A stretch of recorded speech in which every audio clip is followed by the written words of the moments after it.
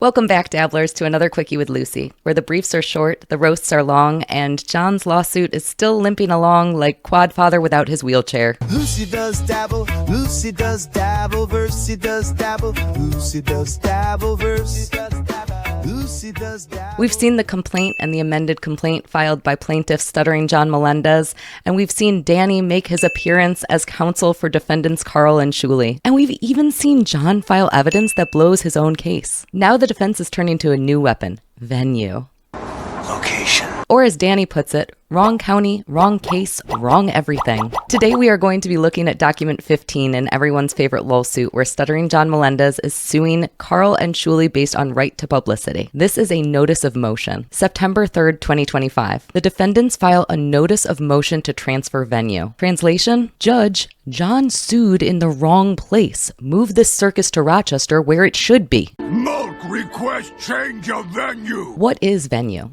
It's literally which courthouse we are holding our case in. For example, if I got into a car crash here in Rochester, New York, it wouldn't make any sense for me to sue the other person in Florida. Here's how venue works in New York. Pick the wrong county, the court has to move the case to the correct one. Pick a barely passable county, the judge can still move it if witnesses and justice are better served elsewhere. Attorney Danny hits both angles in his notice of motion to change venue. He's like, look, Judge, Stuttering John filed his complaint in New York County, which is Manhattan. However, some of the relevant events and many of the witnesses live in Rochester, New York. Danny hits both angles. He's like, everything relevant happened in Monroe County, which is where Rochester, New York is. The witnesses are there. The DabbleCon humiliation happened there. Of the two defendants listed in this lawsuit, Karl and Shuli, only one of them lives in New York, and guess where that is? In Monroe County. Documents 16 through 18 are the supporting papers to this motion. So basically a paperwork stack. Danny files his own attorney affirmation, a legal memo, and this is the fun part, a CPLR 511 demand letter. That's the polite version of saying to plaintiff's counsel Tabber, hey, Tabber, you filed in the wrong county. Want to fix it before I drag you into another motion? Tabber ends up ignoring this because of course he does. I didn't answer that question. My apologies. It's okay. So Danny files the motion anyway.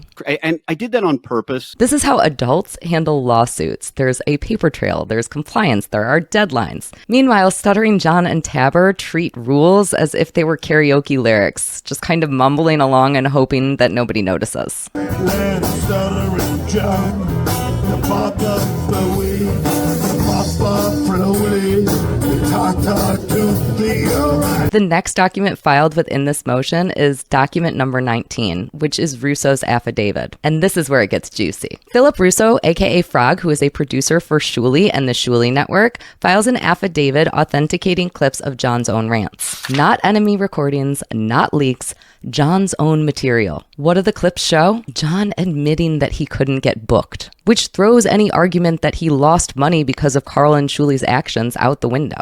My agent says to me, John, after you do the audition, I got to talk. I have to talk to you. And I go, what about? He doesn't answer because he probably doesn't want to upset me. Then I get an email from Dante, Golden Artist Entertainment. Dante writes me an email. It's been a pleasure to work with you, but unfortunately, I have to drop you.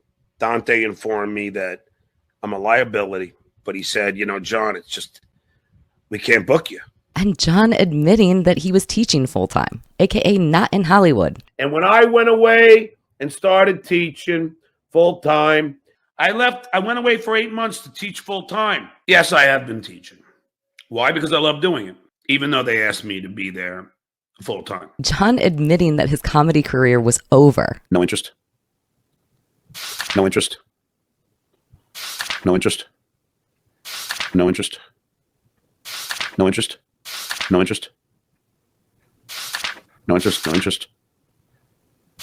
Oh, this is the one I wanted. All in his own words. It's Exhibit C deja vu. We are getting the infamous rake stepper stepping on yet another rake. Frog also nails the venue argument. He affirms that DabbleCon 2 happened in Rochester, that the witnesses are there, that people with material info are there, and even the couch cushions are here in Rochester. Gross.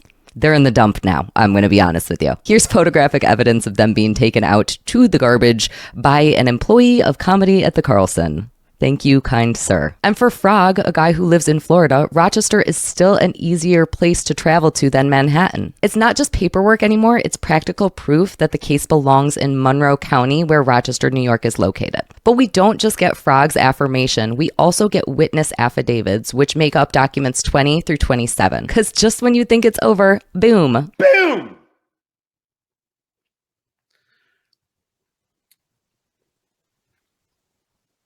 So stop embarrassing yourself. A pile of these witness affidavits. Each one is simple, clean, and to the point. I live in or near Monroe County, and I have knowledge about the events of this case. New York County is inconvenient for me, and Rochester makes sense. In fact, because I participated in both DabbleCon 2 and in Dabble House, the two events that this lawsuit are centered around, I actually submitted a witness affidavit. Looking at these affidavits of my friends and colleagues, I can say objectively that they have no fluff, there's no grandstanding.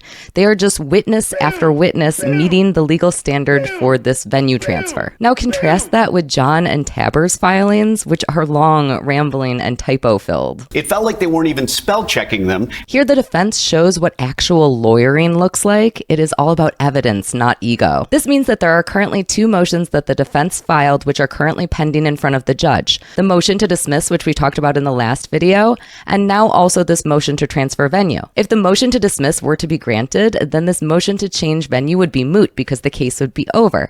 However, it's very important that Danny, the attorney for both Karl and Shuli, is tackling this from all angles, which is why we have these multiple motions. So that's filings 15 through 17, the venue package. Danny builds the foundation. Frog hands the judge clips of John admitting that his career is toast, and a chorus of witnesses all point north to Rochester. In a normal case, a venue fight would be procedural. Here, it's strategy. Move the case to Monroe County, where John's humiliation is freshest, and the witnesses can actually show up. Check out fightthedabbler.com for more info. Next time on A Quickie with Lucy, John tries to oppose.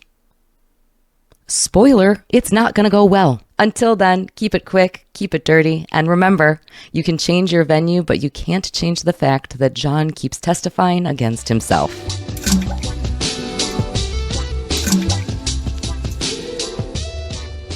Let me tell you something, Lucy. Sweet Lucy is a... Hey, let's get something. I don't know. It's the great Knocking on Your Back Door song by the great Deep Purple. I had a dream of hanging out with Blackmore again last night. Anyway, Sweet Lucy. Damn it.